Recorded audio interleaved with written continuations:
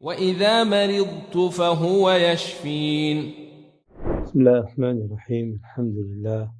الحمد لله الذي أرسل رسوله بالهدى ودين الحق ليظهره على الدين كله وكفى بالله شهيدا، وأشهد أن لا إله إلا الله وحده لا شريك له، وأشهد أن محمدا عبده ورسوله ما بعد.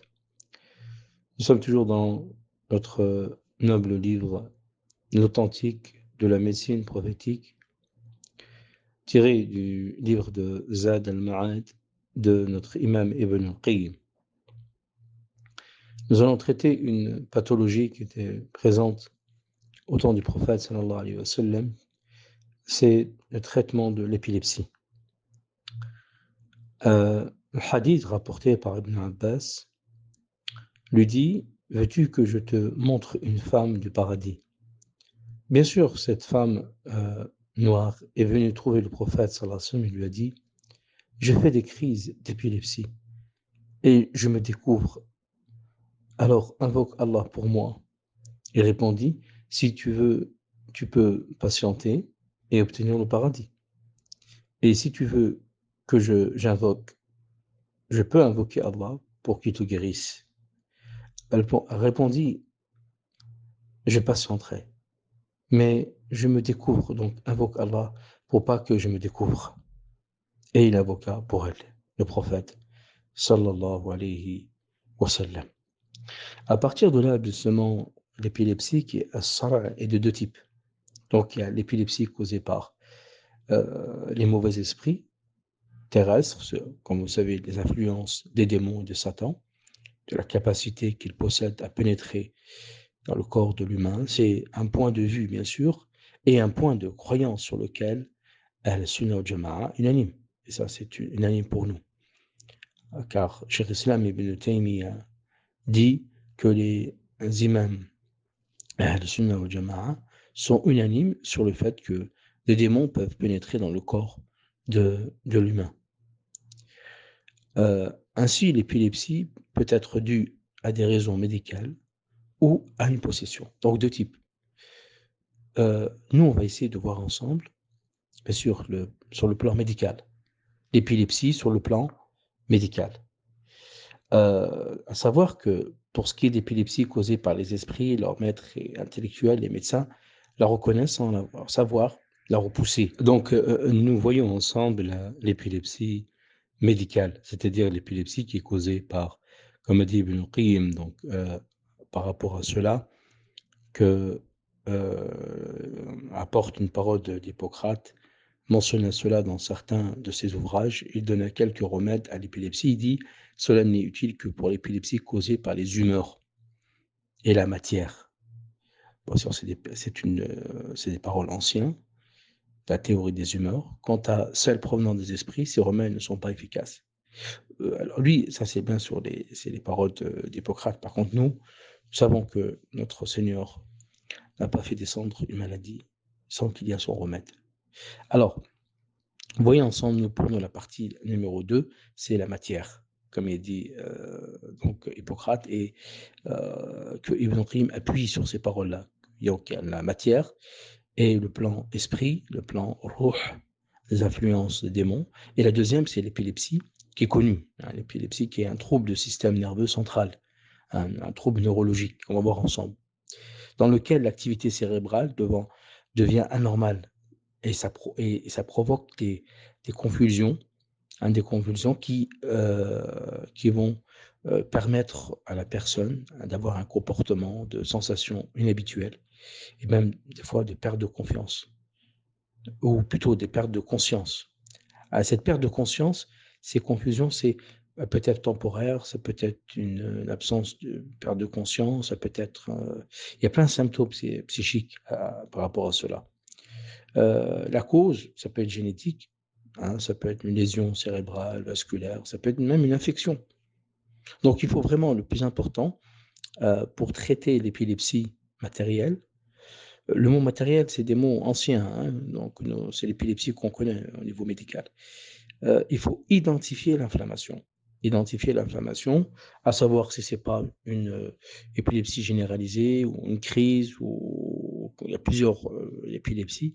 Donc, vraiment, d'abord, un diagnostic complet. Et à travers le diagnostic, justement, on va pouvoir aider la personne et lui apporter des produits naturels. À savoir que les produits naturels, il faudrait alimenter le cerveau, donc une alimentation, bien sûr, très forte de protéines et lui apporter des oméga 3, 6, 9, apporter la vitamine B6, le magnésium, hein, même s'il faut augmenter le taux de sérotonine.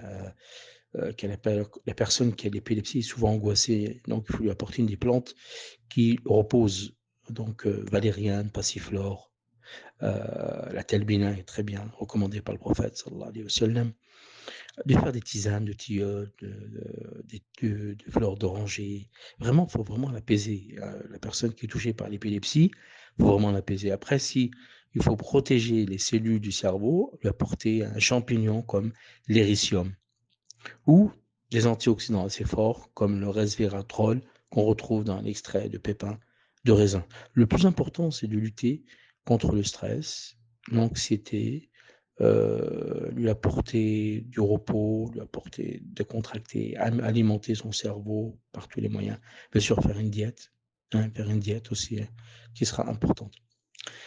Revenons sur les paroles de notre imam Ibn Qayyim, les médecins ignorants, vils et sots, ce sont et ceux qui croient que l'athéisme est une vertu, c'est ce qu'on retrouve aujourd'hui, hein, dans la médecine conventionnelle, Ilam rahimallah, sauf ceux qui sont touchés par sa clémence, renient l'épilepsie des âmes et ne reconnaissent pas les âmes ont une influence sur le corps et celui qui souffre. Donc là, c'est la deuxième partie, l'épilepsie qui est touchée par les âmes. Ils n'ont pas, eux, que l'ignorance, sinon il n'y a rien dans l'art médical qui contredise cela. Et le sens et l'existence en témoignage. Et en témoignent. Leur prétention de la domination de certaines humeurs est vraie, mais pas dans tous les cas. C'est vrai que les médecins conventionnels apportent beaucoup à l'humanité, apportent beaucoup, surtout sur le plan du diagnostic. Mais des fois, bien sûr qu'il y a une science qui est beaucoup plus supérieure à celle de la médecine conventionnelle, qui est la médecine prophétique, qui traite à la fois l'âme, le corps, le cœur. Hein, donc, trois choses. Les anciens parmi les médecins appelaient cette épilepsie le mal sacré. Et ils ont dit, elle est causée par les esprits. Alors, ça, on revient au hadith du prophète, sallallahu alayhi wa sallam. Quant à Galien et d'autres, ils ont interprété cette appellation en disant, ils l'ont nommée mal sacré, car elle siège dans la tête et nuit à la partie sacrée et pure qui se trouve au cerveau. Cette interprétation vient de leur ignorance au sujet de leur esprit et leurs règles et de leur influence. Par la suite, les médecins athées n'ont affirmé que l'existence de l'épilepsie est provoquée par les humeurs. Mais ceux-là qui est doué de raison et connaît ses esprits et leur influence rient de leur ignorance et faiblesse d'esprit. Regardez comment Ibn Qayyim aborde le sujet et comment nos savants, les savants de lumière, les savants qui ont même apporté à la médecine, même apporté leur point de vue dans la médecine. Le traitement de cette forme d'épilepsie se décompose en deux, malade et le soignant. La première, le malade doit être fort et s'orienter vers véracité, vers le créateur, ça c'est important. Donc, initiateur de ces esprits, et la recherche de protection authentique prononcée par le cœur et la langue. C'est un vrai combat où le combat n'arrive à vaincre l'ennemi que par deux choses. Il faut que la nature de l'arme soit bonne et que le bras qui la brandit soit fort. Si l'une de ces deux choses manque, l'arme ne sera d'aucune utilité. Alors que dire si les deux manquants, si le cœur est vide d'unicité, ça c'est important, surtout dans la ruqya. La base de la ruqya, la base de se protéger contre les démons et les satans, c'est bien sûr l'unicité d'Allah, de connaître le tawhid. Ça c'est important. D'accord. Et ça apportera bien sûr confiance en lui, piété, orientation vers lui. Et bien sûr, ça c'est qui ne possède aucune arme. Ça c'est vraiment l'arme absolue. Le tawhid, la confiance en Allah, la piété, la taqwa, l'orientation vers lui, se diriger vers lui. Deuxième chose, le soignant, donc, doit lui aussi posséder ces deux choses, au point que certains soignants n'ont qu'à dire sors de lui, bon, ça c'est la ruqya, ou au nom d'Allah, ou encore il n'est de force du puissant qu'en toi. Le prophète disait sors, il est l'ennemi d'Allah, je suis le messager d'Allah, je suis le messager euh, d'Allah. Ensuite, donc, il donne vraiment des points sur la ruqya, on verra plus tard, Inch'Allah, à travers, bien sûr, les paroles de Cheikh Islam Ibn Taymiyyah, qui apporte et beaucoup de bienfaits, et surtout de soigner également en récitant la Ayat Kursi, surtout c'est bon, Al-Falaq, Al-Nas. Hein.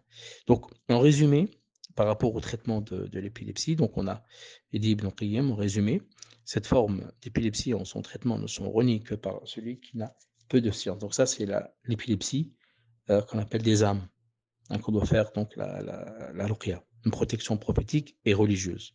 D'accord. Ensuite, le traitement de cette forme d'épilepsie consiste à joindre la raison saine et la croyance, hein, de ce qu'on a apporté les messagers, que le regard et le cœur ne soient tournés que vers le paradis et vers l'enfer. Et bien sûr que si Allah veut le bien pour un serviteur, il se réveille de son épilepsie et regarde des gens de ce monde frappés d'épilepsie autour de lui, à droite ou à gauche, dans les classes. Certains d'eux sont pris de folie, d'autres se réveillent parfois un peu plus, retombent dans la folie, d'autres encore se réveillent une fois et sont pris de folie une autre fois. Lorsqu'ils se réveillent, ils agissent tout comme les gens réveillés, insensés, puis l'épilepsie les atteint de nouveau et ils tombent dans la confusion. Alors, alors toutes ces paroles-là, bien sûr, en résumé, mais il y a beaucoup de choses à dire sur l'épilepsie, comme il dit Ibn Qayyim, causée par les mauvaises humeurs. Bien sûr, on va faire la ruqya. Et la deuxième chose, c'est celle qui est touchée par le cerveau, comme il dit Ibn Qayyim. Celle qui est touchée par le cerveau. Ça, c'est celle qu'on traite nous, le plan médical, traité par les plantes, par l'alimentation, par lutter contre le stress, l'anxiété, vraiment lutter, même s'il faut un régime pauvre en glucides qui soit efficace contre les crises d'épilepsie, se baser sur les protéines, les lipides, surtout les lipides, et aussi apporter à la personne qui est touchée par l'épilepsie, lui apporter donc des éléments qui sont importants comme des champignons qui vont alimenter son cerveau, hein, des champignons qui vont alimenter son cerveau. Il termine le chapitre par l'explication du hadith en disant, sachant cela concernant cette femme qui est mentionnée dans le hadith, qui était épileptique et se découvrait, on peut croire qu'il s'agit de cette forme d'épilepsie. C'est pourquoi le prophète lui a promis le paradis pour sa patience sur la maladie. Et l'avocat pour elle ne, découvre, ne te découvre plus, se découvre plus, et il lui a donné le choix entre la patience et le paradis, et l'invocation pour elle sans garantie. Elle choisit la patience et le paradis. Et là, on en tire des enseignements, bien sûr, sur la jurisprudence médicale. Cela montre qu'il est permis de refuser le traitement. Bon, ça, c'est une grande discussion, d'accord, des savants. Et que le traitement des âmes par l'invocation et l'orientation vers Allah a un effet que les remèdes des médecins ne peuvent atteindre. Et ça, c'est beaucoup de troubles psychologiques ou même neurologiques qui peuvent se soigner par la ruqya. Et bien sûr, les médecins conventionnels ne peuvent pas y parvenir. Et que ces effets les plus grands, celui des remèdes du corps, nous et d'autres, nous avons expérimenté cela à maintes reprises. Et à savoir qu'Ibn Qayyim pratiquait ce qu'il dit. Hein, il pratiquait ce qu'il dit. Ce n'était pas un médecin, mais il pratiquait ce qu'il apprenait de la sunna, donc la médecine prophétique. Et les médecins censés reconnaissent que l'action des forces psychologiques et leur effet dans la guérison des maladies sont étonnantes. Il n'y a pas plus nuisible pour l'art médical que ces gens athées, et c'est ce qu'on trouve aujourd'hui, sorts et ignorants, et ils apparaît que l'épilepsie de cette femme était de cette forme. On peut également penser qu'elle était de la forme des esprits et que le prophète sallallahu alayhi wa sallam lui a donné le choix entre la patience sur cela et le paradis et l'invocation pour la guérison. Et quand Ibn Qayyim il dit il n'y a pas plus nuisible que l'art médical, et c'est vrai. Il y a beaucoup de troubles psychologiques et neurologiques. Les médecins s'acharnent en donnant des médicaments, des antidépresseurs, alors qu'il leur faut que la ruqya. Alors qu'il faut que la ruqya. Bien sûr, régler l'hygiène de vie, l'alimentation, le stress, le sport, lui apporter des éléments naturels, il le faut. Ça, c'est important. Ça fait partie de nourrir le corps. Mais ne pas oublier de nourrir les âmes. Et ça, bien sûr, les médecins conventionnels ne peuvent pas. Et c'est pour ça qu'ils s'acharnent des fois sur des troubles psychologiques comme le bipolaire, comme la schizophrénie, alors qu'il y a besoin de la ruqya. Et même beaucoup d'épilepsie. Beaucoup d'épilepsie à notre époque, mais épilepsie médicale. Car l'épilepsie médicale, je suis convaincu qu'elle se soigne non seulement avec la ruqya, il y a aussi avec les produits, les produits naturels. Termine Ibn Qayyim donc par rapport à cela, peut également penser qu'elle était de la forme des esprits et que le messager d'Allah lui a donné le choix entre la patience au soleil, le paradis et l'invocation pour sa guérison, et elle choisit la patience et la pudeur en demandant à ne plus se découvrir, et Allah est plus savant.